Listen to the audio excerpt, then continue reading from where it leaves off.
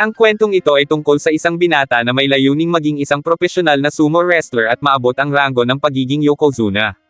Sakay sa tren at papunta si Ashio Hinamaro para bisitahin ang Ishigami High School, isang sikat na paaralan ng sumo.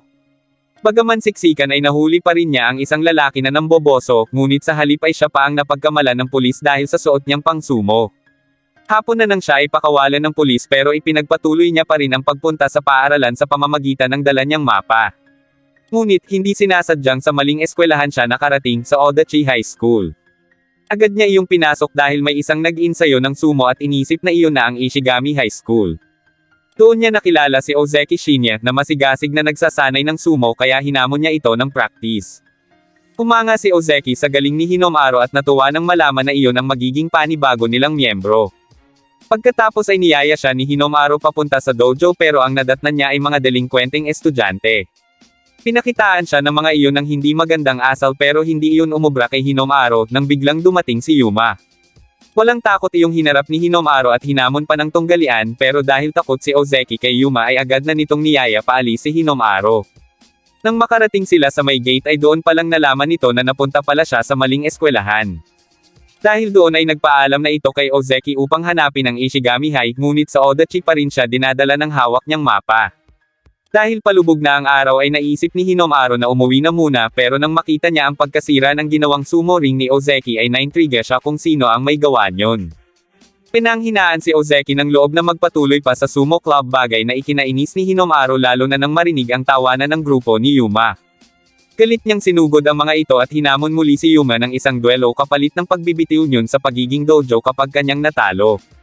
Tinanggap ni Yuma ang hamon bagay na ipinag-alala ni Ozeki sapagkat hindi umano iyon lumalaban ng patas kaya gagawin yun ang kahit ano para lang matalo si Hinamaro.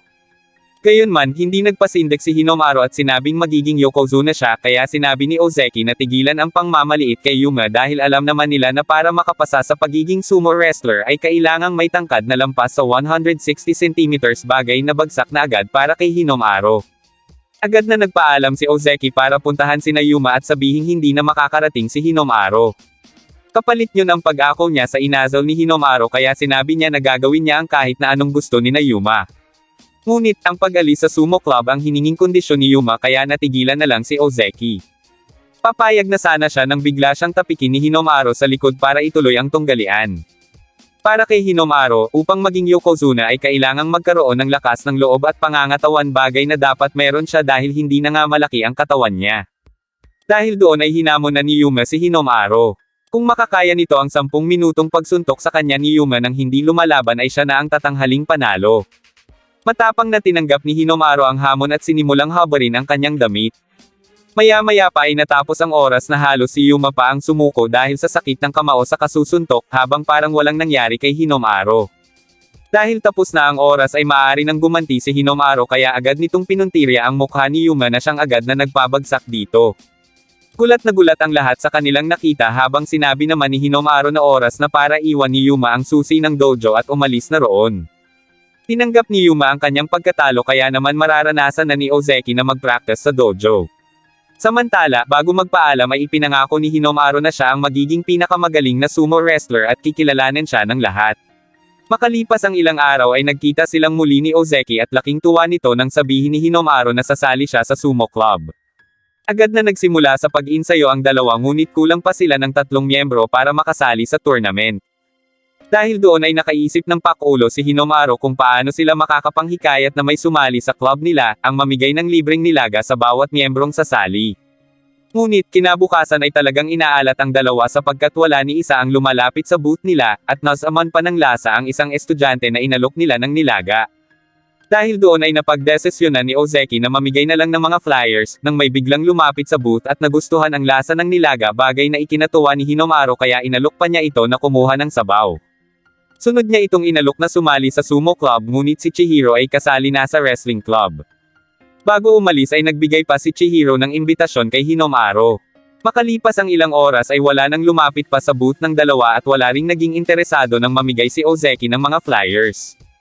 Ipinakita ni Hinamaro kay Ozeki ang ibinigay na imbitasyon ni Chihiro at nagpa siya na panoorin na lang iyon dahil wala rin namang sumasali sa kanila. Sa pamamagitan yon ay nakita ni Hinamaro kung gaano kagaling si Chihiro na siyang itinuturing na pinakamalakas sa Odachi. Pagkatapos ng laban ni Chihiro ay umabante si Hinamaro upang makipagtunggali at maipakita kung gaano kahanga-hanga ang sumo. Bago magsimula ay tinanong muna ni Ozeki kung sigurado na ba si Hinamaro na makipagtunggali sa National Wrestling Champion na si Chihiro. Walang pagdadalawang isip na sumagot si Hinamaro dahil para dito ay pareho lang naman ang wrestling at sumo, bagay na pinabulaanan ni Chihiro. Ipinaliwanag nito ang pagkakaiba ng dalawa at di hamak umano na mas madali ang sumo. Dahil doon ay iminungkahi ni Hinamaro na maglaban sila sa ilalim ng kani-kanilang tuntunin ng sport. Para sa mga manunood ay mas pabor kay Chihiro ang laban pero nang mag-umpisa ang tunggalian ay agad na napabagsak ni Hinamaro si Chihiro, at sinabing kung sumo iyon ay baka namatay na si Chihiro sabay tanong kung yun ba ang minamaliit nitong laro. Bumangon muli si Chihiro at ipinagpatuloy nila ang tunggalian hanggang sa matalo na ni Hinamaro si Chihiro, bagay na ikinagulat ng lahat. Ngunit mas nagulat si Hinamaro nang sabihin ni Chihiro na sasali na siya sa sumo club upang matutunan ang ganong klase ng sport. Gayunpaman, wala ni isa silang nahikayat na sumali sa sumo club mula sa mga nakapanood. Nalungkot si Hinamaro pero biglang nagsalita ang isang estudyante na nais sumali sa club nila. Samantala, inis na inis naman si Reina at sinabi pa sa kuya niyang si Yuma na gulpihin si Hinamaro, pero tumanggi ito at sinabing nagbago na siya at ang tungkol sa planong pag-aaral ng sumo para talunin si Hinamaro. Kinabukasan ay nagulat ang dalawa nang makitang napakalinis ng dojo at nalaman na si Yuma pala ang may kagagawan yun na nagnanais na makasali sa kanilang club. Humingi si Yuma ng tawad para sa masamang nagawa niya at nakiusap na sana ay tanggapin siya ni Ozeki sa club. Biglang dumating si Kirihito at binati ang club dahil sa wakas ay kumpleto na ang miyembro ng mga sumo. Gayunman, para kay Kirihito ay matatalo pa ang mga iyon sa unang round, ngunit ipinangako niya na dadalhin ang 5 sa nationals.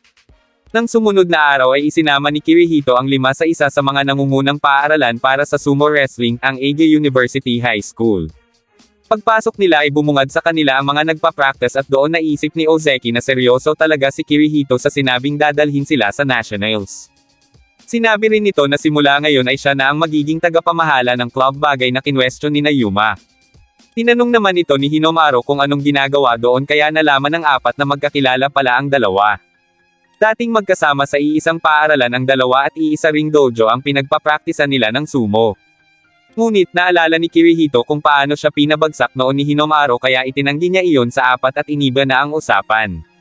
Ipinaalam niya sa 5 na sa susunod na linggo ay magkakaroon sila ng practice laban sa Eiga High, bagay na hindi sinang-ayunan ni Ozeki sapagkat masyado o manong malalakas ang mga iyon.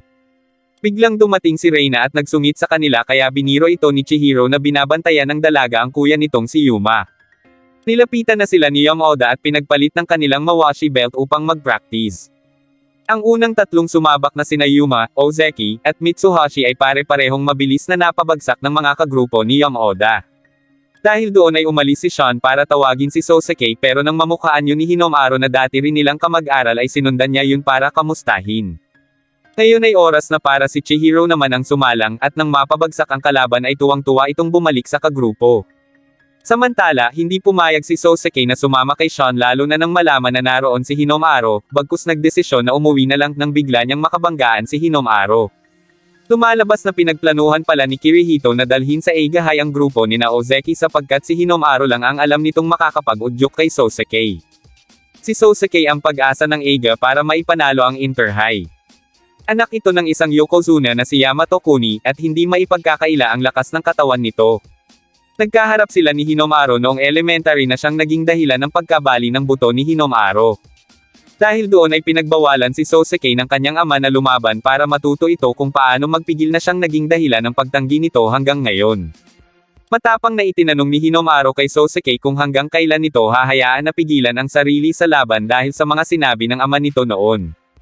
Dagdag pa ni Hinamaro na matagal na siyang hindi nakakalaban sa totoong malakas katulad ni Sosuke.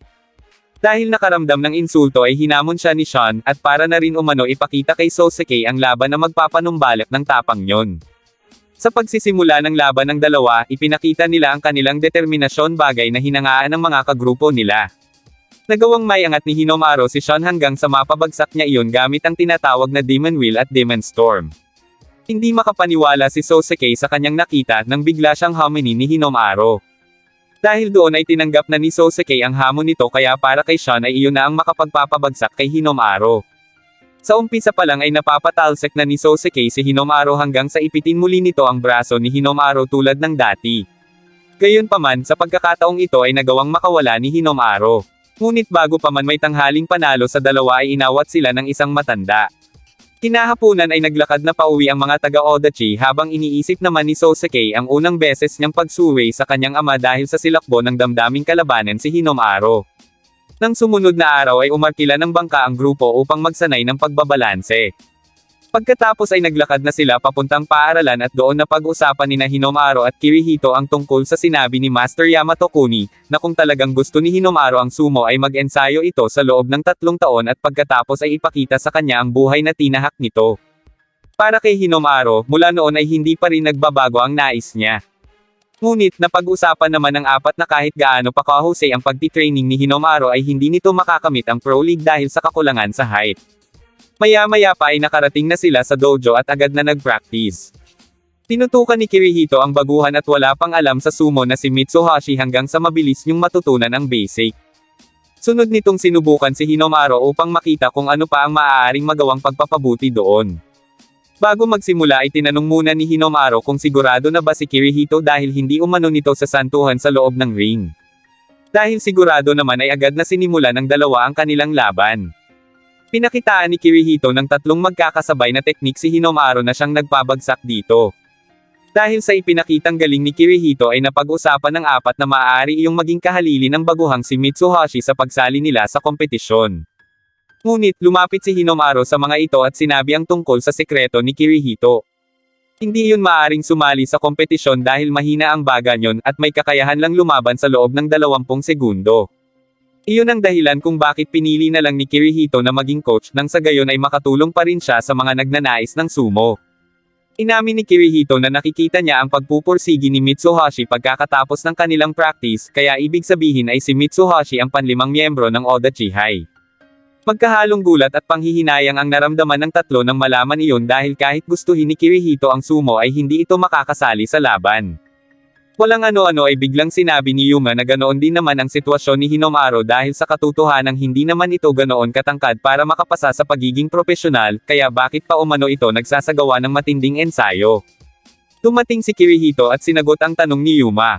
Sinabi nito na hindi nga pasado si Hinamaru sa pangangailangan ng pagiging Pro League pero may paraan para makasali ito. Iyon ay sa pamamagitan ng paglahok sa mga pambansang kampyonato sa buong Japan, at oras na maipanalo iyon ay matatanggap at makakapasok na sa Makushita Division. Kalimitan sa mga kalahok ay nag-uumpisa na walang ranggo pero ang kampyon ay nakakalaktaw sa ilang mga dibisyon at nakakarating na agad sa dibisyon ng Makushita. Hangad ni Kirihito na matulungan si Hinamaru para sa pangarap nito, kaya muli ay hiniling ni Kirihito na maging coach siya ng grupo. Samantala, humingi naman si Sosuke ng patawad sa kanyang ama dahil sa pagsuway niya. Tinanong ni Yamato Kuni kung sino ang nakalaban ni Sosuke, at doon nito nalaman na nagpapatuloy pa rin nga talaga si Hinamaru sa pag-insayo. Sa dojo, sinabi ni Hinamaru na may mas mataas pa siyang layunin, ang maging pinakamagaling ang team nila sa buong Japan, bagay na ikinagulat ng 4. Bilang kapitan ng grupo, nakiusap si Ozeki kay Kirihito na tulungan ang Odachi High Sumo Club at ipinagbigay ubaya na ang lahat sa kamay ng coach. Nagkaisa ang grupo sa iisang layunin na maging pinakamagaling sa Japan, kaya naman bukas na bukas din ay magsisimula na sila ng pagpapractice. Kinabukasan ay paspusang nagpractice ang grupo na umabot pa sa puntong nawiwirdohan na si Reina sa kanila. Kanya-kanya ang mga ito ng paraan ng pag-insayo, kaya kinwestiyon ni Reina ang kanyang kuya kung bakit nakikinig kay Kirihito, gayong pangbaliw lang naman umano ang exercise na itinuturo niyon habang nakaupo lang sa isang tabi. Inamin ni Yuma na maging siya ay hindi niya rin iyon gusto, gayunman, kalahati sa kanila ay hindi pa nasusubukan ang sumo kaya kailangan nila yung gawin. Dagdag pa ni Yuma na may pakiramdam siyang kung susundin niya si Kirihito ay magiging mas malakas siya. Tinipon na ni Kirihito ang 5 para sabihin na sa susunod na araw ay pupunta sila sa Ishigami High para mag-training. Excited na si Hinamaru para doon dahil magkakaroon umano ito ng pagkakataon na masubukan ang bago at mas pinabuting 100 Demon Takedown, ngunit sinabi ni Kirihito na iba ang pupuntahan nito sapagkat kailangan nitong labanan ang mga malalakas na kalaban upang maperpekto ang bago nitong diskarte. Pagkabigay ng address na pupuntahan nito ay isinama na ni Kirihito ang 3 sa Ishigami High. Naiwan si Chihiro sapagkat kailangan niyong mag-exam muli. Tumiretso sila sa dojo ng Ishigami at doon nila nakita ang mabigat na pag-insayo ng mga first year pa lang. Nilapitan sila ng kapitan na si Kanamori at tinanong kung anong ginagawa nila doon. Nagulat ito na may halong galit nang malaman ang ipinunta doon ng grupo. Gayunman nang malaman ng mga ito na mula ang apat sa Oda Chihai ay naintriga sila kung sino si Hinomaro. Nang sabihin ni Kirihito na hindi nila iyon kasama ay nawalan agad ng gana ang dalawa. Sa likod ng apat ay aksidenteng nabitawan ng dalawang estudyante ang gulong at mabilis iyong gamulong papunta sa kinatatayuan ni Mitsuhashi kaya agad iyong pinigilan ni Ozeki. Humanga si Kanamori dahil nakaya ng pigilan ni Ozeki ang napakabigat na gulong, habang inisip naman ni Ozeki na baka lumakas ang katawan niya noong nag-ensayo sila sa pamamagitan ng pagkuha ng mga seaweed. Bilang ganti sa aksidenteng nagawa ng mga estudyante ay pumayag na si Kanamori na mag-practice ang mga taga-Odachi. Nang makatapos si Chihiro sa pag-e-exam ay dumiretso ito sa dojo. Nakita niya sa loob ang isang estudyante mula sa Ishigami na nagpakilala bilang Araki, at nais nitong makalaban si Hinomaro dahil nabalitaan umano nito na magaling iyon. Naisip ni Chihiro na magkunwari na siya si Hinomaro, ngunit biglang nagbago ang isip ni Araki at sinabing mukha palang hindi ganoon kalakas si Hinomaro kaya maghihintay na lang umano ito sa nationals para may makalaban na malakas. Habang naiinis ay tumawa ng malakas si Chihiro at sinabing hayaan ni Araki na ipakita niya ang lakas niya. Sa Ishigami, nagsimula na ang sparring sa pagitan ng dalawang grupo. Una nang sumalang si Yuma na bago pumasok sa ring ay pinayuhan ni Kirihito na iwasang sunggaban ang mawashi belt ng kalaban bagkus gamitin ang lakas.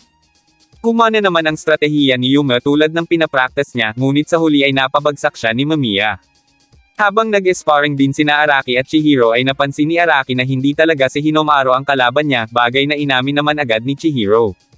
Agad na tinapos ng dalawa ang laban nila lalo na at nahuli ng isang guro ang pagpasok ni Araki sa eskwelahan ng walang pahintulot. Pagkatapos ng laban ni Yuma ay sunod na seiso lang si Ozeki na sa tingin ni Kanamori ay siyang pinakamalakas sa grupo dahil sa pagpigil niyon sa gulong gamit lamang ang isang kamay. Habang iniisip ni Kanamori kung sinong nilalaban niya kay Ozeki ay biglang dumating ang lalaking first year para siya umano ang makipaglaban.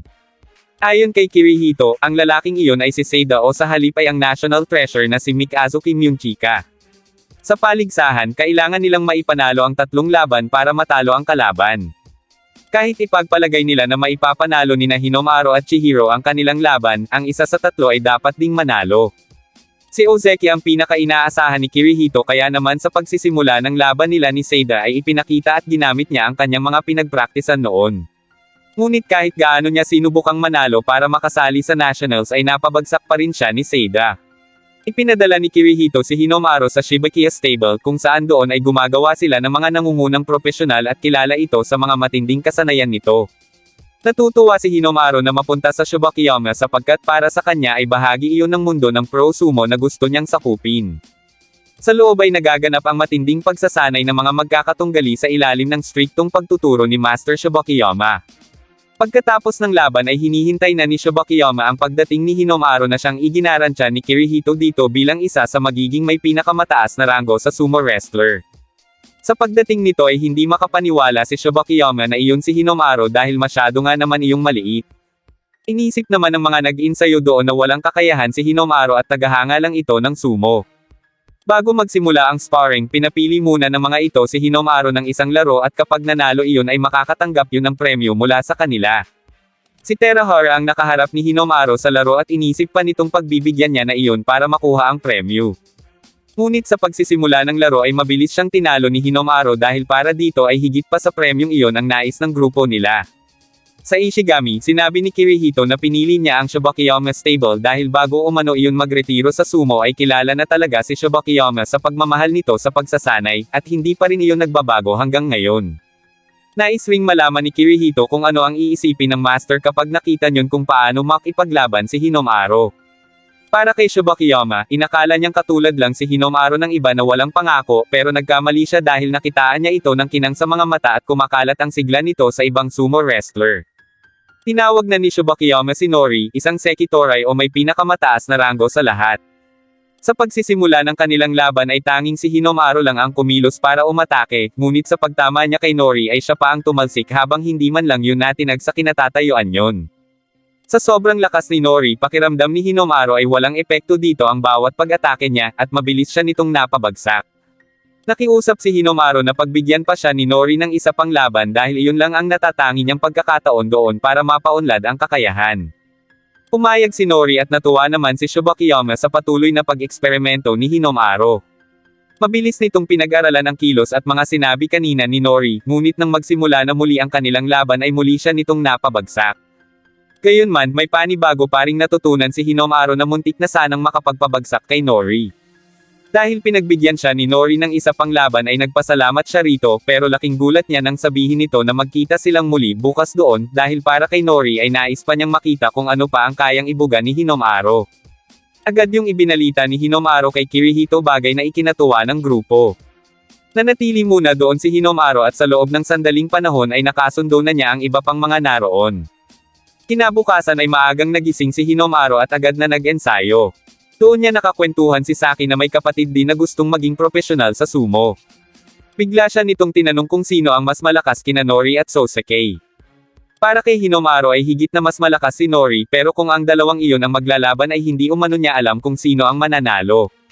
Biglang dumating doon si Shibakiyama at hinamon si Hinamaro ng sparring. Bago magsimula ay sinabi muna nito na noon ay katulad lang din siya ni Hinamaro, minamaliit dahil sa kakulangan sa height pero miniti niya pa ring maging isang Yokozuna. Ngunit hanggang sa rango lang ng Sekiwake ang naabot niya, kaya ngayon ay pangarap niya naman na makakita ng kasing liit niya lang din na magiging Yokozuna, at nais niyang tuparin yun ni Hinamaro. Dumating na doon ang iba pa kaya biniro ng mga ito ang dalawa. Nang pauwi na si Saki ay inihatid ito ni Hinamaro sa labas at doon niya nalaman na kapatid ito ng national champion na si Shido. Inaaral ni Saki ang tungkol sa mga posibleng makalaban ng kuya niya, pero para kay Hinamaro ay kailangan niyang perpektuhin ang mga bago niyang teknik upang matalo ang lahat. Nang sumunod na araw ay nagbalik na silang lahat sa paaralan. Nakita ni Hinamaro si Ozeki na bumalik sa dating pwesto kung saan ito nagsimula at hindi pa rin makapaniwala na may club na sila ngayon. Inihayag ni Hinamaro ang kanyang paghanga kay Ozeki dahil kahit pinagtatawanan ito noon ay hindi pa rin ito sumuko at ipinagpatuloy pa rin ang sumo hanggang sa makabuo ng sariling grupo na siyang nagre-representa sa Oda Chihai. Kaya naman ngayon ay lalaban sila hanggang sa makarating sila sa Nationals. Nang sumunod na araw ay sinimulan na ang laban ng magkakaibang lalawigan sa National High School Sumo Championship. Marami ang dumalo para manood kabilang na si Master Shibakiyama na nagbalat kayo pa. Marami ang hindi pamilyar sa Oda Chihai kaya nagtaka ang ilan nang ipakilala na si Hinamaro bilang unang lalaban sa unang round. Gayunpaman, napahanga niya ang mga tao nang mapabagsak niya si ito na mula sa Kashiwa Tekkei. Dahil sa husay na ipinakita ni Hinamaro, hinikayat ni Kirihito ang iba pang miyembro na ipakita rin ang kanilang galing. Sunod na sumalang si Chihiro, at tulad ni Hinamaro ay natalo rin ito ang kanyang kalaban. Pagkatapos yun ay tuwang-tuwa naman si Reina sapagkat naipanalo rin ng kanyang kuya ang laban.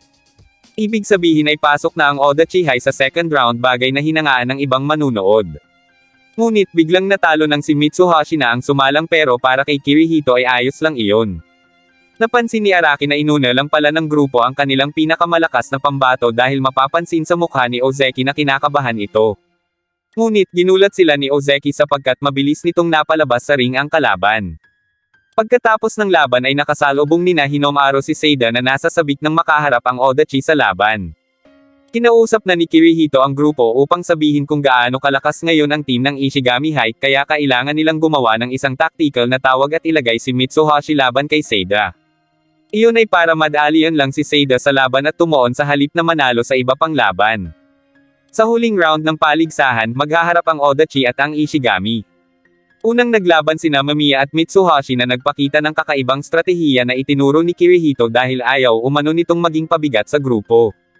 Ngunit binalaan pala ni Kanamori si Mamiya tungkol sa plano ng mga iyon, kaya sa huli ay napabagsak nito si Mitsuhashi.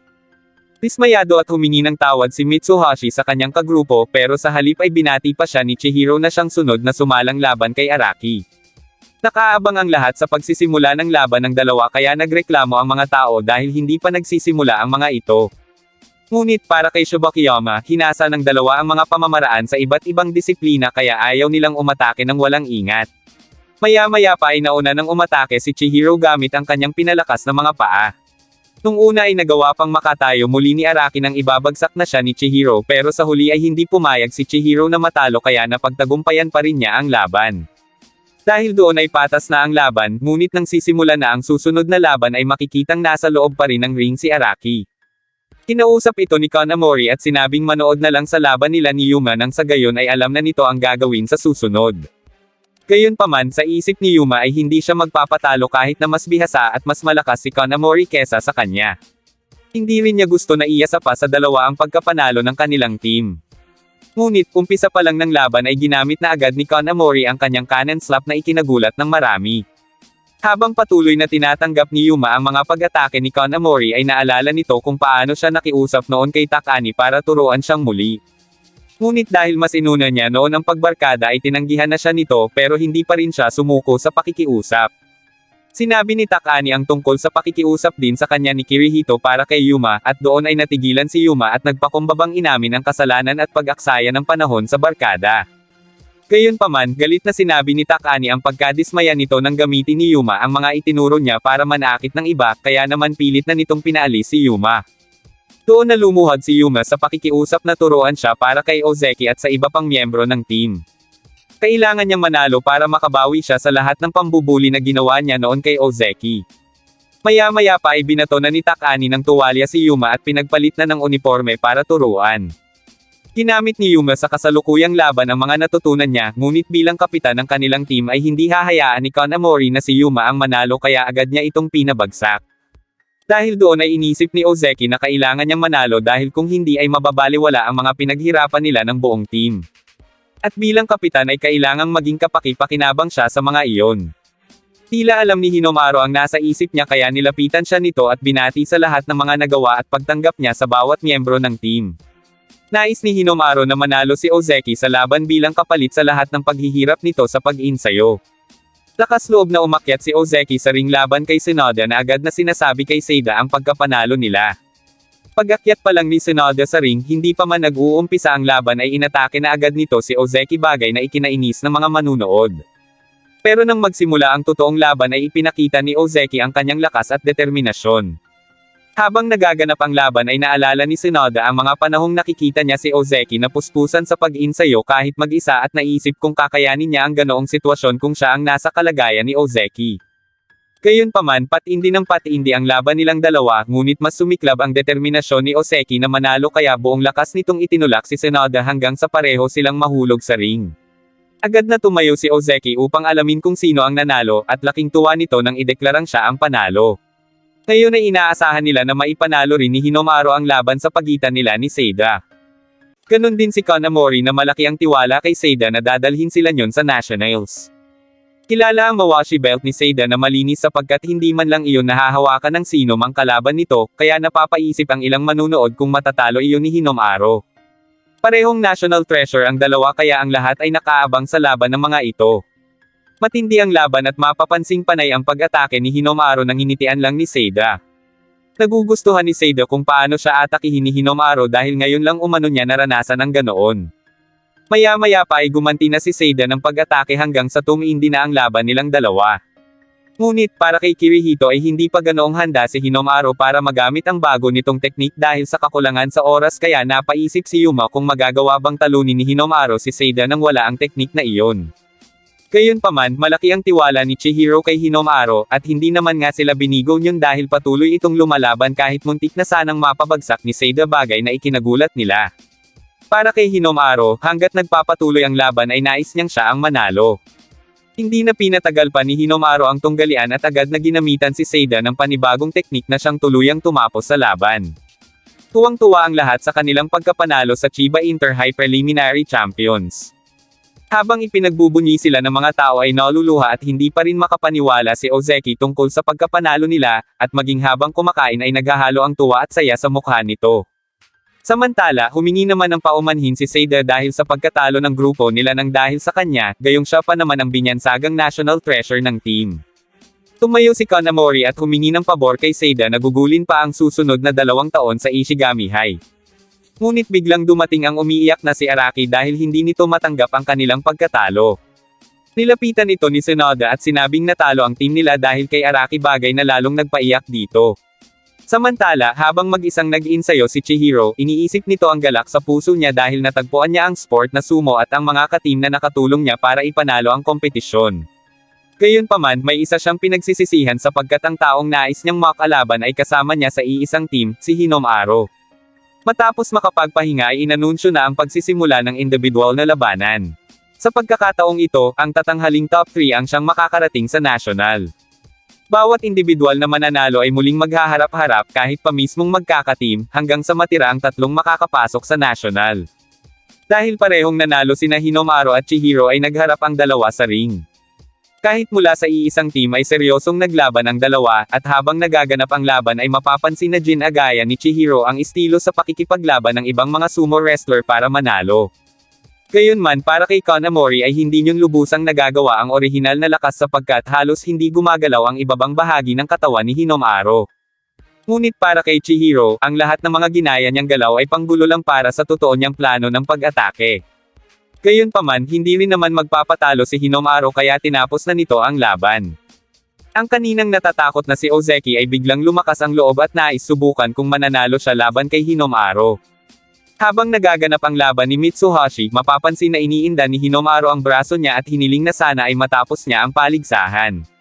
Sa grupo ay tanging si Mitsuhashi lang ang hindi nanalo kaya dismayado ito sa sarili pagkatapos ng laban pero hiniling dito ni Kirihito na pagkatiwalaan siya at nangako na mananalo ang mga ito sa national.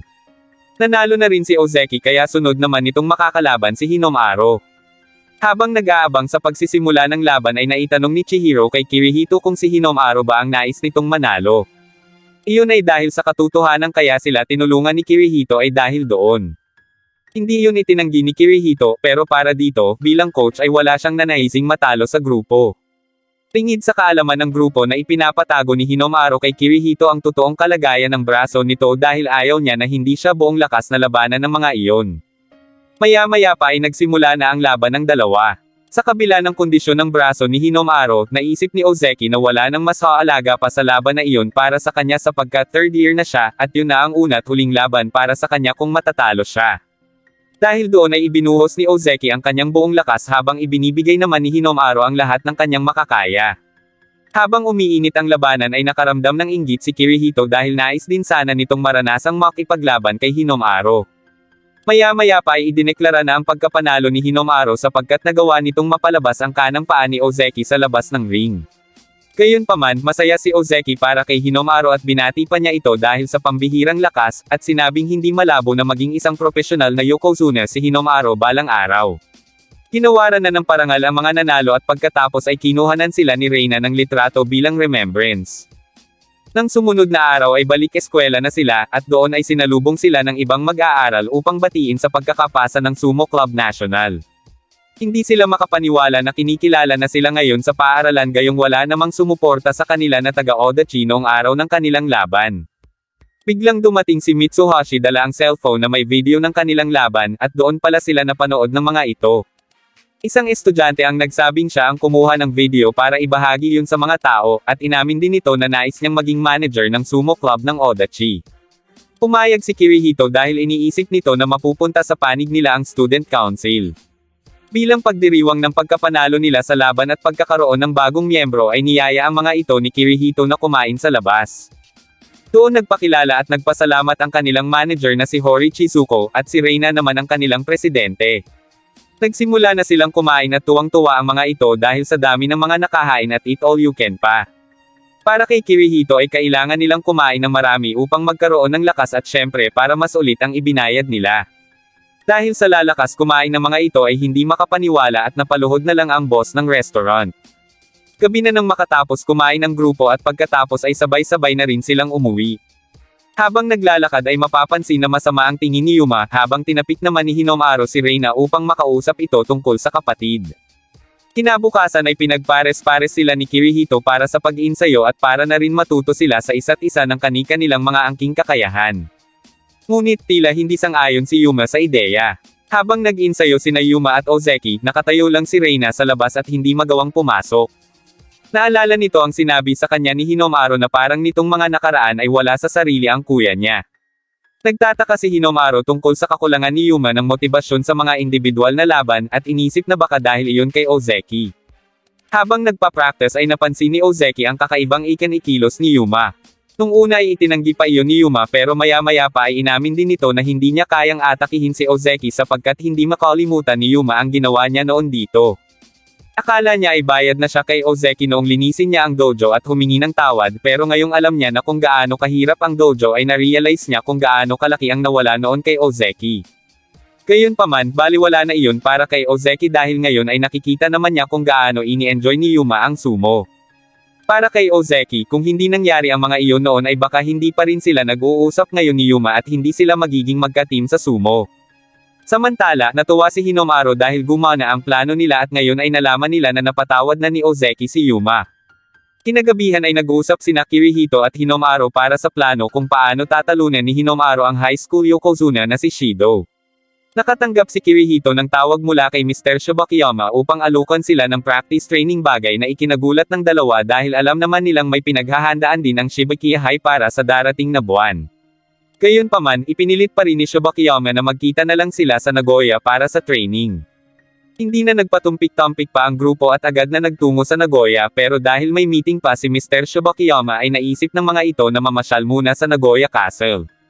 Habang pinag-uusapan ng mga ito ang kasaysayan ng kastilyo ay biglang naghamon si Keiji ng isang laban, bagay na pinagpresentahan ni Hinomaru, ngunit kinontra ito ni Kirihito sapagkat mauubusan agad ito ng lakas. Pero nang biglang tumuro si Keiji ay isang lalaki sa unahan ni Hinomaru ang nagtaas ng kamay na handa ring lumaban. Dahil doon ay nagtalo ang dalawa kung sino sa kanila ang itinuturo ni Keiji hanggang sa mauwi iyon sa hamunan na silang dalawa na lang ang maglaban. Ang lalaking ito pala ay nakababatang kapatid ng Ozeki, siya si Tenma. Gulat na gulat sina Kirihito sa pambihirang lakas niyon kaya agad na nitong tinawag si Hinomaru para itigil na ang laban na iyon. Gayunpaman, hindi nagpaawat si Hinomaru nang bigla silang gambole ni Ryuji para sunduin si Tenma at inihingi pa ng kapitan ng paumanhin kay Hinomaru ang inasal nito. Pagkatapos ng ensayo ay biglang tinawag ni Nori si Hinomaru para isama sa lugar ng mga Sekitorai, habang nagtatago naman sina Hiro at Reina sa may damuhan para mag-video sa magaganap na training at yun ay sa ilalim ng utos ni Kirihito.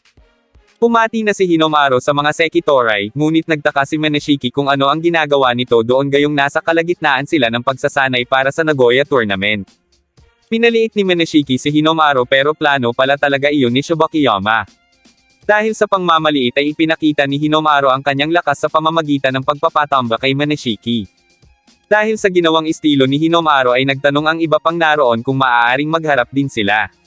Ngunit, hindi na gumana sa mga iyon ang estilo ng pagpapabagsak ni Hinomaru. Inisip ni Hito na baka may mali sa ginagawa niya pero nang muli siyang haminin ni Meneshiki ay siya na ang napabagsak nito. Iyon ay dahil naaral na ni Meneshiki ang estilo niya kaya hindi na iyon uobra pa muli sa mga iyon sa pangalawang pagkakataon. Dahil doon ay natigilan na lang si Hinomaru habang itinatanong sa isip kung ang ibig sabihin ba niyon ay hindi na siya lalakas. Gayunpaman sa halip na sumuko ay nag-isip si Hinomaru ng pwede niyang matutunan. Biglang lumapit ang isang matanda kay Hinomaru at ipinagpaalam nito kay Nori kung maaaring mahiram si Hinomaru. Isinama rin ng matanda si Reina at habang naglalakad ang mga ito ay nagtataka ang dalawa kung sino ba ang matanda. Isinama sila nito sa isang mansyon at doon tinanong si Hinomaru kung mas pipiliin ba nito na mag-ensayo kasama ang Ozeki o hahayaan na siya, ang dating yokozuna, ang magturo kay Hinomaru. Gulat na gulat si Hinomaru nang malaman na dating yokozuna ang matanda. Dahil sa pagnanais na maging mas malakas ay agad na pumayag si Hinomaru na sanayin siya ng matanda, at dahil doon ay mananatili pa sila ng isang buong linggo sa Nagoya. Nagtaka si Reina kung bakit kailangang kasama pa siya pero ayon sa matanda ay kailangan nilang sumunod sa utos o gusto nito nang hindi nagrereklamo. Nagsimula na ang dalawa sa kanilang unang gawain, ang mamili ng pagkain nilang tatlo gamit lang ang 100 yen na ibinigay ni Shankai at sa loob lamang iyon ng 30 minuto. Para kay Reina ay imposible ang ipinapagawa ng matanda pero giit ni Hinomaru na parte ng training ang paggamit ng utak kaya naniniwala ito na may paraan. Gayunpaman, bumagsak si Hinomaru sa gawain na iyon dahil lumampas ito sa ibinigay na oras. Sunod na naglinis sina Hinomaru at pagkatapos ay pinagpalit na ito para sa training laban sa 5th rank West na si Ganryo. Ipinag-utos ni Shankai na gamitin ni Hinomaru sa Sekitorai ang tinatawag na triple combo, at kailangan yun lang ang tanging teknik na dapat makapagpanalo kay Hinomaru sa laban na iyon. Ngunit makalipas ang 15 minuto ay hindi nagawang manalo ni Hinomaru sa laban kaya pinahinto na ang mga ito ni Shankai. Pagkatapos makuha ni Hinomaru kay Kirihito ang mga gamit niya ay bigla niyang narinig ang usapan ni Ganryu na pinagtatawanan ang teknik niya at nilalaro lang umano siya ni Shankai. Tingid sa kaalaman ni Ganryu na naririnig din siya ni Shankai kaya galit nitong sinabi na sisiguraduhin nito na hindi pagtatawanan ng dalawa si Hinomaru.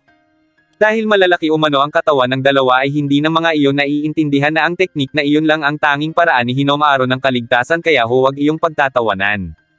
Kinabukasan ay muling pinamalengke ni Shunkei sina Hinamaru gamit lang ulit ang budget na 100 yen upang bumili ng 8 magkakaibang gulay. Hindi man maintindihan ang ibig sabihin yon ay pinili na lang ni Hinamaru na magtiwala kay Shunkei. Sa pangalawang pagkakataon ay bumagsak si Hinamaru dahil 3 gulay lang ang nabili niya. Nag-training na ulit si Hinamaru, at habang nagaganap iyon ay nagkaroon si Reina ng pagkakataong itanong kay Shunkei kung nakakatulong ba talaga yun kay Hinamaru. Ipinaliwanag ng matanda na nais niyang matuto si Hinamaru kaya kung basta niya na lang sasabihin dito ang dapat gawin ay hindi magsisink in dito ang kahalagahan yon. Habang naliligo si Reina ay nakausap niya si Shunkei na nasa labas at doon niya nalaman na kaya siya yun pinanatili doon ay dahil sa impluwensyang naidudulot niya kay Hinamaru. Pagkatapos maligo ay nakasalubong niya si Hinamaru na dala ang mga flyer para sa preparasyon para bukas. Nagulat si Reina at sinabing dapat ginamit na lang ni Hinamaru ang cellphone niya dahil ipapahiram niya naman iyon, bagay na hindi nito alam kaya sinabi ni Reina na mas malaki ang mundo kesa sa inaakala nito. Dahil doon ay may na-realize si Hinamaru kaya nagpasalamat ito kay Reina.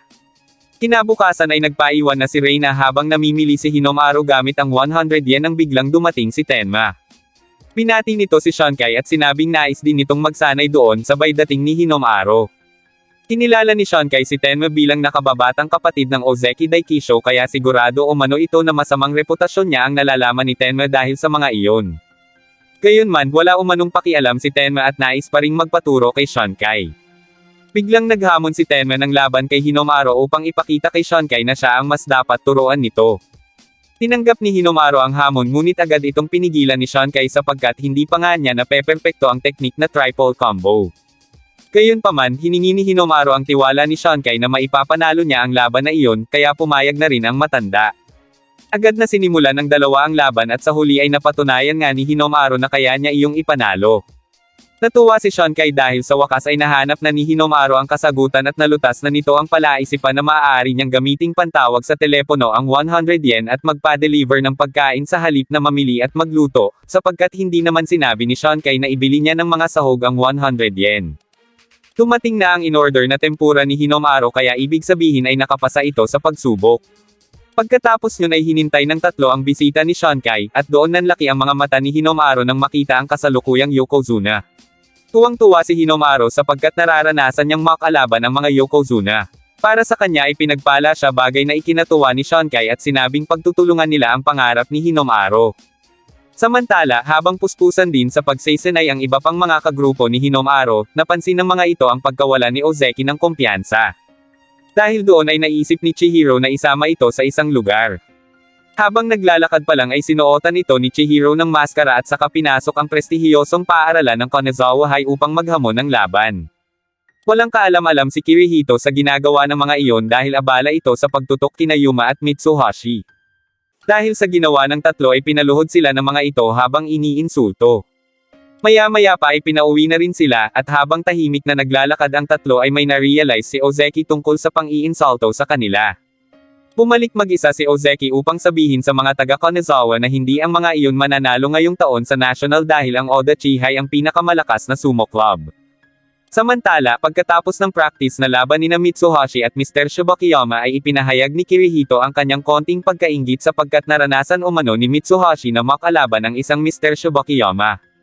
Para kay Mitsuhashi, di hamak na mas magaling umano magturo si Shibakiyama kesa kay Kirihito, pero nilapitan niya ito at sinabing may mga bagay na maaari pa nitong mapaghusayan.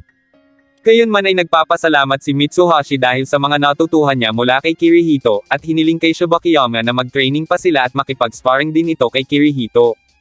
Nakaramdam ng konting hiya si Kirihito at ipinaalala na kaya lang naman niyang makipaglaban ng hindi lalampas sa 20 segundo kaya mas pinili na lang niya na maging coach. Hindi man aminin, batid ni Mitsuhashi na nais ding maranasan ni Kirihito ang pakikipaglaban kaya inilabas niya ang agam-agam sa pag-iisip kung bakit hindi maging isa sa kanilang team si Kirihito kahit reserve lang para sa Inter-High.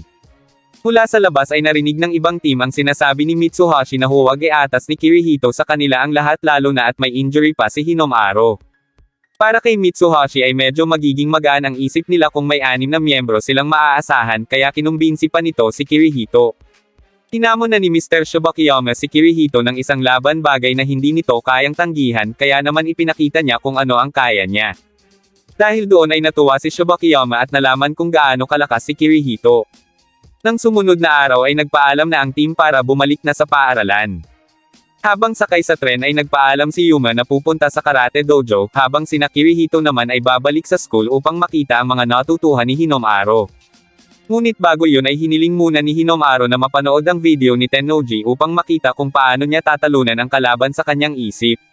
Matapos yung mapanood ni Hinamaro, sa halip na masindak sa pambihirang lakas niyon ay naging inspirasyon pa iyon nito para magpatuloy at maging pinakamalakas na high school sumo wrestler. Walang sawang nag-practice ang team para sa iisa nilang layunin na mas mapalakas ang Odachi High Sumo Club. Makalipas ang ilang araw, sa wakas ay dumating na ang araw ng Inter-High pero bago iyon ay dumalaw muna si Hinamaro sa puntod ng pamilya niya para ialay sa mga iyon ang laban niya. Bagaman si Tennoji ang naghaharing kampyon para kay Hinamaro ay tatalunan niya iyon upang maipakita sa lahat na may isa pang napakagaling na manlalaban tulad niya. Naniniwala naman sina Chihiro sa kakayahan ni Hinamaro at umaasang magiging Yokozuna nga ito. Maya-maya pa ay nagsimula na ang laban sa pagitan nina Tennoji at Hinamaro. Bawat isang naroon ay nakatutok kaya kitang-kita nila kung gaano kabilis ang unang pag-atake ni Tennoji. Habang pinapanood ang laban ay naisip ni Kirihito na maswerteng nabiyayaan si Tennoji ng ganoon kalaking katawan. Ngunit noong elementary iyon ay hindi pa iyon ganoong kalaki kaya naramdaman din yun ang mga pinagdaanan ni Hinamaro. Pero sa kabila ng mga iyon ay umayon kay Tennoji ang landas sa pagiging pinakamalakas na sumo wrestler. Pumalik na sa nagaganap na laban ang diwa ni Kirihito at mapapansin na pilit itong nilalabanan ni Hinamaro. Sa kabila ng lahat ng pinagdaanan ni Hinamaro para makarating doon para sa kanya, kailanman ay hindi siya nakaramdam ng pagod sa laban. Talagang masasabi niyang malakas nga si Tennoji at nirerespeto niya ang kalakasan yon. Unang beses pa lang niyang nakita ang laban ni Tennoji ay hindi niya na iyon nakalimutan at palagi niyang pinapanood ang bawat laban nito. Hindi man siya malaki, mapanood lang niya ang laban ni Tennoji ay parang lumalakas na rin siya, at iyon ang kanyang patunay na kahit maliit ay may pag-asa pa ring manalo. Mas naging kabang-abang na ang mga pangyayari sa laban sapagkat inakala nilang mapapabagsak na ni Hinamaro si Tennoji. Ngunit, hindi iyon hinayaan ni Tennoji at tuluyan na nitong pinabagsak si Hinamaro, kaya natigilan na lang ang mga katim nito. Sa kabila ng pagkabigo ay hindi ipinakita ni Hinamaro na talunan siya at sinabing may iba pa namang pagkakataon dahil first year pa lang naman siya. Pero para kay Reina ay wala ng pagkakataon dahil wala na doon si Tennoji sa susunod na taon, gayong nag-ensayo pa naman ng matindi si Hinamaro upang talunin iyon. Hindi rin naitago ni Hinamaro kay Ozeki ang totoong kalagayan ng braso niya sa mga oras na iyon kaya agad siya nitong ipinagpatawag ng taxi para ipagamot iyon sa ospital. Nagalit si Hinamaro sapagkat ayaw niyang maging dahilan kung bakit hindi nila makakamit ang kanilang pangarap. Gayunpaman, nakaisip si Ozeki ng iba pang plano kaya nakumbinsi na nito si Hinamaro na ipagamot muna ang braso. Agad na sinamahan ni Shibakiyama si Hinamaro sa Connie Clinic habang ipinagpapatuloy ng team ang kanilang laban. Sa clinic, nagulat ang doktor nang makita ang height ni Hinamaro at tumanggi itong manggamot. Aalis na sana ang doktor pero pinigilan ito ni Hinamaro para makiusap sapagkat hinihintay umano siya ng mga katim niya. Para kay Reina ay seryoso ang magiging laban nila sapagkat makakalaban din nila si Tenma. Maya-maya pa ay sumalang na si Ozeki laban kay Aizawa na mula sa Kanazawa High, habang tumatanggi pa rin na manggamot ang doktor dahil ayaw umano nitong mag-aksaya ng panahon sapagkat hindi rin naman umano mananalo ang team ni Hinamaro laban sa Kanazawa High. Inihayag ni Hinamaro ang tiwala niya sa mga kagrupo niya nang marinig at makita sa mga mata ng kapitan nila ang pagpupursiging manalo kaya hindi na siya nag-aalala ngayon pero nais pa rin niyang lumaban kasama ang team. Dahil doon ay pumayag na ang doktor na gamutin si Hinamaro. Samantala, hindi makapaniwala ang kasamahan ni Nori na napabagsak ni Ozeki si Aizawa. Sunod na sumabak si Yuma laban kay Sera at nagawa rin nitong mapabagsak ang kalaban. Malaking bagay para sa timang magkasunod na pagkapanalo ng dalawa, ngunit nag-alinlangan sina Nori kung ano ang kahihinatnan ng susunod na laban dahil si Tenma na ang sasalang. Habang ginagamot ng doktor ang braso ni Hinamaro ay ikinikwento nito ang angking kakayahan ng bawat miyembro sa kanilang team. Nag-umpisa na ang laban ni Chihiro at Tenma at mapapansin ang bilis ng pagkilos ni Tenma na halos hindi nabigyan si Chihiro ng pagkakataong makalaban.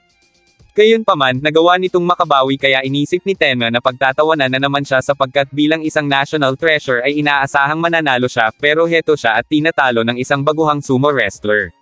Pero dahil ninanais ni Tenma na maging isang magaling na sumo wrestler tulad ng kuya niya ay agad nitong sinubukang pabagsakin si Chihiro. Gayunpaman, hindi siya nagtagumpay dahil sa huli ay si Chihiro na naglalayong maging pinakamalakas ang nagwagi sa pagitan ng laban nila. Natulala na lang si Tenma at humingi ng paumanhin sa mga katim niya. Pero kahit sabihin ng mga iyon na ayos lang dahil makakasali pa naman si Tenma sa susunod na taon ay patuloy pa rin ang pagpatak ng luha nito sapagkat wala na ang mga katim niyang iyon sa susunod na taon.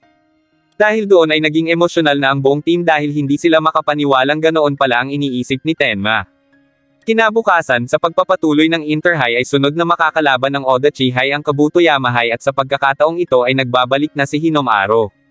Sa unang apat na sumalang ay naipanalo nila ang laban, ngunit nang si Mitsuhashi na ang sumalang ay napabagsak ito ng kalaban. Pagkatapos yun ay nagsimula na ng panibagong batch ng magkalaban. Habang nagaganap ang laban ng Totore Hakuro High ay napagpasyahan ni Kirihito na mag-practice muna nang bigla nilang makasalubong ang mga taga-Ishigami High. Inalok sila ng mga ito na sabay ng sparring session bagay na ipinagtaka ng kabilang team dahil magkalaban sila. Sinabi ni Seida na pareho naman silang makikinabang at ipinaliwanag naman ni Mamiya ang plano at iba pang dahilan. Hindi na tumanggi pa ang Odachi High kaya agad ng mga itong sinimulan ang practice. Para kay Kirihito ay malaking tulong nga iyon para sa team nila. Maya-maya pa ay sinimula na ang individual na labanan at una nang nagharap sina Tennoji at Soseki, at ang lahat ay nasasabik sa labanang iyon ng dalawang Yokozuna. Habang nagkaroon naman ng sparring sina Seida at Hinome-Aro bilang paghahanda ni Hinome-Aro sa laban nila ni Tennoji. Samantala, sa pagpapatuloy ng labanan ng dalawang Yokozuna ay gulat na gulat ang mga manunood nang mag-lock ang braso ng dalawang ito. Bumalik si Kirihito upang ibalita kung sino ang nanalo sa laban sa pagitan nina Tennoji at Soseki. Pagsapit ng gabi ay nagsama-sama ang team ng Odachi High sa isang bahay at doon napansin ni Reina na tila hindi ang mga iyon kinakabahan para sa tournament na gaganapin kinabukasan. Upang makapagpahinga na, maya-maya pa ay niyaya na ni Kirihito ang lahat para matulog. Nang sumunod na araw ay nagharap na ang Odachi High at ang Totore Hakuro para sa semifinal. Napansin ni Seida na sinusuportahan ng mga manunood ang Odachi High pero para kay Araki, pagdating sa kakayahan ay ang Hakuro High ang mas lamang kaya inisip nito na hindi mananalo ang Odachi High. Gayunpaman, sinabi ni Kanamori na walang tiyak sa kompetisyon lalo na at dumadaloy sa grupo ang katapangan ni Hinome-Aro, at kapag sumabog ang katapangang iyon ay maaaring yun ang magdesisyon sa laban. Sa pagsisimula ng unang labanan ay sina Ozeki at Enoki ang maghaharap. Bago iyon ay inaral muna ng Odachi High ang kakayahan ng kanilang makakalaban, at mismong si Ozeki ang nagpresenta na siya ang unang sasalang sa laban bagay na hindi niya ginagawa noon kaya nagtaka sina Yuma. Habang umiiral ang tunggalian ay naalala ni Enoki ang panahong aalis na sana siya sa sumo club pero dahil pinalakas ni Tennoji ang loob niya at ipinahayag ang paniniwala nito sa kakayahan niya ay hindi niya itinuloy ang pag-alis. Mas pinagbuti niya ang pag-insayo at iyon ang mas nagpalakas sa kanya, kaya naisip niya na kung umayaw siya ay pagsisisihan sana niya iyon sapagkat gusto niya talaga ang sumo. Dahil doon ay ipinakita ni Enoki ang kanyang lakas lalo na at sinabi sa kanya ni Tennoji na umaasa iyon sa kanya, kaya naman buong lakas nitong pinabagsak si Ozeki. Sa kabila ng pagkatalo ay positibo pa rin si Hinome-Aro at sinabi kay Ozeki na sila na ang bahala. Sunod na umakyat sa ring si Mitsuhashi na nakakuha ng estilo mula kay Sonoda na atakihin ang kalaban kahit hindi pa nagsisimula ang laban. Gulat na gulat si Kirihito sapagkat hindi umano niya iyon itinuro kay Mitsuhashi. Ngunit nasa isip ni Mitsuhashi ang dahilan ni Sonoda kung bakit niyang ginagawa ang estilong iyon. Inamin ni Sonoda na mahina siya at nais niyang sindakin ang kalaban. Wala na siyang pakialam sa iisipin ng ibang tao basta gusto niya lang manalo. Dahil sa ginawang iyon ni Mitsuhashi ay isinaisip ni Shuto na hindi siya magpapasindak sa pakulo ni Mitsuhashi. Tingid sa kaalaman ng iba na may plano si Mitsuhashi at tanging si Chihiro lang ang nakakaalam nito. Nang magsimula ang laban ay biglang naglakad palayo si Mitsuhashi bagay na ikinainis ni Shuto kaya agad itong sumugod. Doon isinagawa ni Mitsuhashi ang pinag-aralan niyang estilo na ikinatuwa naman ni Kirihito. Nilito niya si Shuto at saka siya pumunta sa likod nito para pabagsakin sana ito pero pilit lumaban si Shuto hanggang sa pareho silang bumagsak sa labas ng ring. Gayunpaman si Mitsuhashi pa rin ang itinanghal na panalo bagay na ikinatuwa ng mga manunood lalo na ng kanyang mga kagrupo. Ngunit biglang nagkaroon ng protesta kaya naman napagdesisyon ng ulitin ang laban nila. Sa pagkakataong ito ay wala na siyang nagawa kay Shuto kaya iyon na ang itinanghal na panalo. Habang akay ni Ozeki si Mitsuhashi ay humingi ito ng paumanhin, pero para kay Chihiro ay si Mitsuhashi ang nagpaalala sa kanya kung gaano kahalaga na paghirapang manalo kahit paano ang isipin ng ibang tao. 2 beses man ang natalo ay hindi pa rin sila susuko at hindi nila hahayaang mabalewala ang lahat ng kanilang mga pinaghirapan. Buong tapang na sinabi ni Chihiro na mananalo siya at patutunayan niya yun kay Akihira. Umpisa pa lang ng laban ay ipinakita na ni Akihira na hindi rin siya magpapatalo dahil para sa kanya ay hindi siya matatalo ng kahit sino maliban kay Tennoji. Gayunpaman sa huli ay si Chihiro ang nagwagi sa kanilang laban kaya tuloy ang tunggalian at si Batbayer na ang sunod na sumalang laban kay Yuma. Ngunit napansin nila na kabado si Yuma kaya ipinaalala nila dito na kapag natalo pa ito ay katapusan na ng team nila. Doon naisip ni Yuma na kaya natalo si Ozeki ay dahil sa 2 taon na inagaw niya noon dito kaya naman kailangan niyang galingan para makabawi sa mga iyon, lalo na kina Ozeki at Hinomaro. Maya-maya pa ay nagsimula na ang laban nila ni Batbayer. Sa kabila ng pareho nilang layunin na manalo, sa huli ay si Yuma ang nagwagi sa laban bagay na labis na ikinatuwa ng mga manunood lalo na ng kanyang mga kateam. Nang makita ni Yuma na masaya si Ozeki, pakiramdam nito ay medyo nakabawi na siya sa mga nagawa niya noon. Samantala, umiiyak at hindi matanggap ni Batbayer ang pagkatalo niya, pero natigilan ito nang sabihin ni Tennoji na hindi pa naman tapos ang laban nila. Para kay Tennoji ay naging inspirasyon sa kanya ang ipinakitang determinasyon ng kanyang mga kagrupo kaya binati niya ang mga ito at sinabing hindi mababago ng pagkatalo ang kagalingan ng mga iyon. Nagpasalamat naman si Hinomaro sa kanyang mga kagrupo na siya umanong dahilan kung bakit siya nakatayo doon ngayon. Nagpapasalamat din siya sa iba pang mga nakatulong sa kanila para sa laban na iyon, at bilang nangangarap na maging isang Yokozuna ay hindi hahayaan ni Hinomaro na matalo siya. Maya-maya pa ay nagharap na sila ni Tennoji sa loob ng ring at nagsimula na ang kanilang laban. Sa tindi ng ipinapamalas na galing ni Tennoji sa kanilang laban ay doon palang nakikita ni Hinomaro ang totoo nitong anyo. Gayunpaman, hindi siya nagpadaig dito at ginamit ang kanyang mga natutuhan sa practice noon. Habang tumatagal ay mas tumitindi ang laban nila, at habang nagaganap iyon ay pumapasok sa isip ni Hinomaro ang mga taong tumulong sa kanya simula umpisa. Nagpapasalamat din siya sa pag-idolo niya kay Tennoji na siyang nagdala sa kanya kung nasaan man siya ngayon. Doon siya nakakuha ng buong lakas para pabagsakin ang itinuturing na kampiyon na si Tennoji. Nabalot ng sigawan ang buong stadium habang sinalubong naman si Tennoji ng kanyang mga katim para sabihing ayos lang iyon. Pilit ng mga itong itinago ang lungkot pero tumulo rin ang luha nila nang sabihin ni Tennoji na huwag niya iyong pigilan. Tapos na ang laban pero laman pa rin ang usapan ng tungkol sa Oda Chihai kaya tumitawang sinabi ni Masato na ipapakita nila kung anong kayang ibuga ng Eiga University High, ang team ni Soseki. Samantala, pagkatapos ng laban ay ipinatawag ng doktor sina Hinomaro at Kirihito habang hindi pa rin makapaniwala sina Ozeki sa pagkapanalo nila. Masaya ang buong team maliban kay Reina na may kakaibang nararamdaman sa mga oras na iyon. Nagsalita si Yuma at sinabing kahit matalo sila bilang team, ang mahalaga ay maipanalo ni Hinomaro ang kanyang laban dahil iyon umano ang pangarap nito. Pero para kay Chihiro, mananalo umano sila laban sa Eiga High sapagkat nagawa na nga nilang talunin ang pinakamalakas na grupo.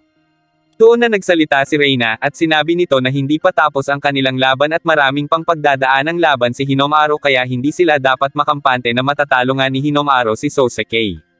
Para kay Reina ay mas malakas si Soseki kaysa kay Tennoji kaya hindi ito sigurado sa kalalabasan ng laban ng mga iyon.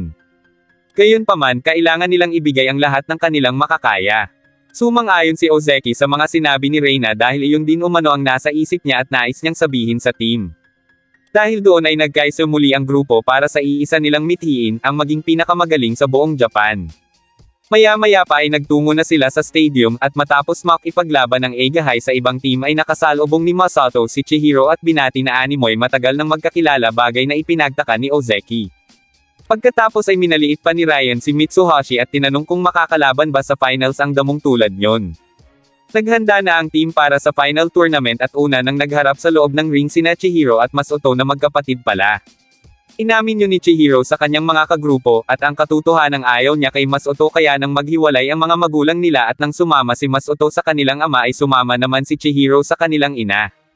Tandang-tanda pa niya kung paano siya sinasaktan noon ni Masato kaya pinili niyang iyon mismo ang kalabanan ngayon. Ginamit ni Chihiro ang galit niya kay Masato para kalabanan ito. Pareho nilang gusto ang sport na sumo kaya naman buong lakas na lumalaban ang magkapatid sa isa't isa. Ngunit sa huli ay natalo na naman ni Masato si Chihiro kaya mas lalo itong nena sa kuya niya. Dahil sa pagkatalo ay sinabi ni Chihiro na umaasa siya sa kakayahan ni Kirihito sapagkat sa lahat ng miyembro ng Odachi ay dalawa lang ang hindi niya kayang talunin sa practice. Iyon ay sina Hinomaru at Kirihito. Sa pagsalang ni Kirihito sa loob ng ring ay nagtaka ang mga manunood dahil ang alam ng mga ito ay coach lang iyon. Inihingi naman ni Mitsuhashi ng tawad ang naging resulta ng kanyang ginawa lalo na at wala iyon sa kanilang pinraktes. Iyon ang dahilan kung bakit si Kirihito ang papalit kay Mitsuhashi at si Ryan ang makakaharap nito. Dahil hindi kayang lumaban ni Kirihito ng matagal ay hindi ito nag-aksaya ng oras at mabilis nitong pinabagsak si Ryan, ngunit dahil nakahawak din iyon sa kanyang mawashi belt ay sabay silang bumagsak. Huling nagkaroon ng protesta at napagdesisyon ng ulitin ang laban sapagkat sabay ang pagbagsak nilang dalawa. Mapapansing naghahabol na si Kirihito sa kanyang paghinga pero para kay Hinomaru ay warm-up pa lang iyon ng katawan ng coach. Sa muling paglalaban ng dalawa ay mabilis nang napabagsak ni Kirihito si Ryan bagay na ikinatuwa ng team. Tumayo na si Yuma at handa na itong umakyat sa ring nang biglang sabihin ni Hinomaru na kung gusto talaga ni Yuma ang sumo ay lumaban ito para sa sarili dahil iyon na ang huling laban nito. Makakalaban ni Yuma si Yama-Oda, ang itinuturing na delikadong kalaban sapagkat palaging mataas ang pwesto nito sa individual na paligsahan. Kinabahan si Reina para sa kanyang kuya nang marinig na pinupuri ni Tennoji si Yama-Oda kaya napaisip siya kung may pag-asa bang manalo si Yuma. Hindi pa man nag-uumpisa ang laban ay naisip ni Yama-Oda na hayaang atakihin siya ni Yuma at saka gamitin ang kanyang bigat para itulak ito. Ngunit hindi niya inaasahan ang malalakas na pag-atake ni Yuma bagay na hindi alam ng nakararami. Dahil sa sunod-sunod na pagbire ni Yuma ay hindi na magawang umatake pabalik ni Yama-Oda hanggang sa mapapabagsak na sana ito ni Yuma, ngunit laking gulat niya nang masekmal siya nito at mapigilan ang tuluyang pagbagsak. Nagpatuloy ang kanilang laban nang bigla silang awatin at doon na napansin ang pagdurugo ng bahagi ng katawan ni Yama-Oda na napuruhan kanina ni Yuma.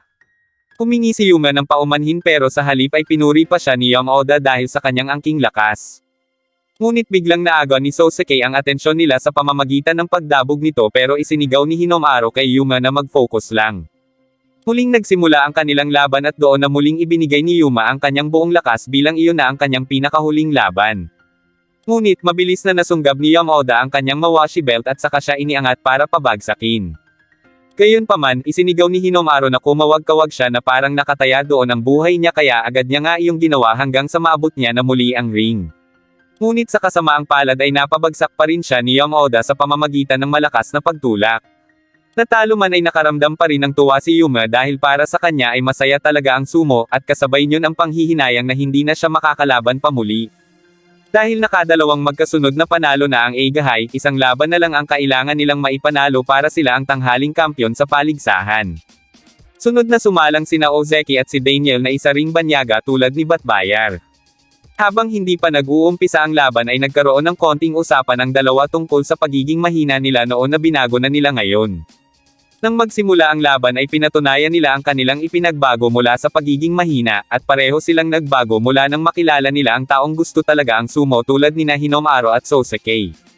Ngunit, sa pagkakataong ito ay dapat manalo si Ozeki sa laban upang magkaharap pa sina Hinomaru at Sosuke, kaya naman, buong lakas niyang pinatunayan kay Daniel na hindi sila magkahalintulad dahil para sa kanya ay mas malakas siya dito. Sa huli ay napabagsak nga niya si Daniel bagay na ikinatuwa ng team. Ngayong patas na ang kanilang score ay nakasalalay naman kay Hinomaru ang pagkapanalo ng kanilang grupo. Bago sumalang ay isa-isang tinanong ni Hinomaru ang kanyang mga kagrupo kung nag-enjoy ba ang mga ito sa pakikipaglaban ng sumo, at isa-isa niyang pinuri ang bawat isa, lalo na si Ozeki na siyang bumuo sa team nila kaya nagpasalamat sila dito. Maya-maya pa ay nagharap na sina Hinomaru at Sosuke sa loob ng ring at kasabay niyon ang hiyawan ng mga manunood dahil sa pagkasabik na mapanood ang laban ng dalawa. Umpisa pa lang ay matindi na ang laban ng dalawa na animoy na babalot sila ng nag-aalab na apoy. Patuloy lang ang pag-atake ni Hinomaru kay Sosuke hanggang sa umatake na ito pabalik sa kanya at sa sobrang lakas nito ay naisip ni Hinomaru na hindi siya maaaring magkamali ng galaw dahil kung hindi ay maaaring katapusan niya na. Habang nakikipaglaban ay isinasaisip ni Sosuke ang mga payo ng kanyang ama kung paano maging isang Yokozuna. Samantala, para manalo ay nakahanda naman si Hinomaru na itaya ang kanyang buhay kaya patuloy lang ang pag-atake niya kay Sosuke, bagay na mas nagpapainit sa laban ng dalawa. Habang nagpapangbuno ay naalala ni Sosuke na hindi man siya sinuportahan o pinagbawalan ng kanyang ama sa sports na sumo ay sinundan niya pa rin ang yapat nito bilang pagpapakita ng respeto. Alam kasi niya na bilang anak ng isang Yokozuna ay iba ang turing sa kanya ng mga tao kaya kailangan niyang pangalagaan ang dangal ng pangalan ng kanyang ama, at tungkulin niyang maging isang kahanga-hangang Yokozuna tulad niyon. Kailanman ay hindi niya itinuring na laro lang ang sumo at sineryoso niya iyon upang maabot ang nakamit ng kanyang ama. Sa ngayon, habang nakikipaglaban pa rin si Sosuke ay mapapansing nakangiti ito bagay na napansin ng kanyang ina. Sa unahan ay isang matanda ang nagsalita at sinabing galingan ni Hinomaro dahil nanonood umano ang ina nito. Para kay Hinomaro ay iniaalay niya sa kanyang ina ang bawat laban niya mula nang makita niya kung gaano iyon kasaya nang manalo siya. Mula sa lahat ng mga pinaghirapan niya at ng team niya, pati mga umaasa sa kanya, at alang-alang sa kanyang ina ay mas nag-alab ang apoy ni Hinomaro sa laban. Habang pinapanood ni Reina ang tunggalian ay nagpasalamat ito kay Hori na siyang nagturo sa kanya ng mga bagay-bagay tungkol sa sumo kaya ngayon ay nalalaman niya kung gaano talaga kalakas si Hinomaro. Sa kabila ng maliit na pangangatawan ni Hinomaro ay hindi ito pumapalya na gulatin ang mga manunood sa pamamagitan ng kanyang mga bagong estilo na siyang nagpabagsak kay Sosuke. Nabalot ng tuwa at hiyawan ang loob ng stadium dahil sa pagkapanalo ng Odachi habang umiyak naman sa tuwa ang buong team. Para kay Yamato Kuni ay masaya siyang si Hinomaro ang nakatalo sa kanyang anak dahil bilang parte ng paligsahan ay kailangan din itong makaranas ng pagkatalo. Maliit man ay napatunayan pa rin ni Hinomaro na wala sa laki ang pagkamit ng pangarap niyang maging Yokozuna. Nang magkasama-sama na muli ang team ay umiiyak pa rin si Reina habang binabati ang mga ito kaya naiyak na rin si Ozeki habang nagpapasalamat sa buong team dahil nakamit nila ang tagumpay. Habang nag-uusap ay biglang dumating si Shibakiyama kasama si Yamato Kuni na binati pa si Hinomaro. Natuwa at nagpasalamat dito si Hinomaro sapagkat naaalala pa siya nito at nakatulong din umano sa kanya ang mga sinabi noon ni Yamato Kuni. Pagkatapos makapag-usap ay sinabi ni Yamato Kuni kay Hinomaro na ipagpatuloy lang nito ang pagpapractice 3 taon mula ngayon. Umiiyak namang sinabi ni Sosuke sa kanyang mga katim na ang pagkabigong iyon ay isang bagay na maaari niya lang maranasan sa grade level sumo. Gayunpaman, natalo man ay masaya siya na naging parte siya ng Eiga High. Formal nang inanunsyo ang pagkapanalo ng Odachi High School ng Chiba sa National High School Sumo Team Tournament at ginawaran ang mga ito ng parangal bagay na ipinagpasalamat ng team.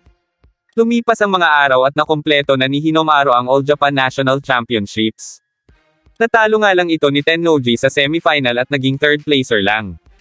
Sa pagkapanalo ni Tennoji ay nakuha nito ang karapatang maging isang ika-15 ranggo na Makushita.